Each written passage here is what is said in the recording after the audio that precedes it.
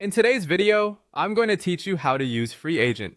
To get started, head over to the Freeagent website and sign in to your account. If you're brand new to the platform, go ahead and create a new account first.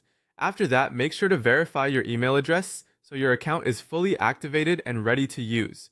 Once you're inside, Freeagent will guide you through the initial setup. This is where you enter your business name, choose your business type, select your accounting basis, and confirm your financial year details. It's important to get these settings right from the beginning because they affect how your records and reports are organized later on. If you're moving over from another accounting system, take a moment to enter your opening balances before adding any new transactions.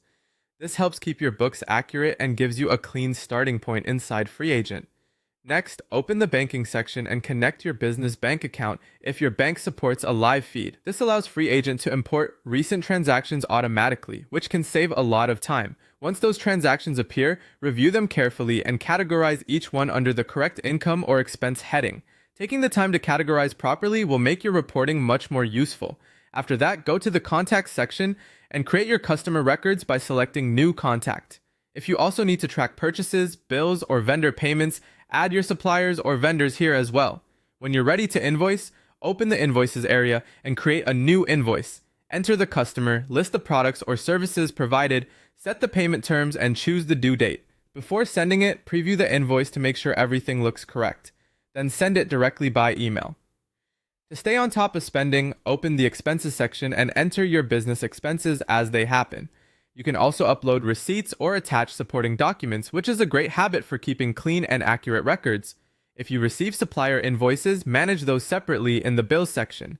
If you work on client jobs or track profitability by project, use the Projects feature to monitor related income and expenses more closely. It can give you a clearer view of which work is performing best. Make it a routine to revisit the banking page and reconcile imported transactions with your records. Then head to the Reports section to review your profit and loss, balance sheet, cash flow, and other financial reports. You should also keep an eye on the tax dashboard for upcoming obligations and filing deadlines, where available.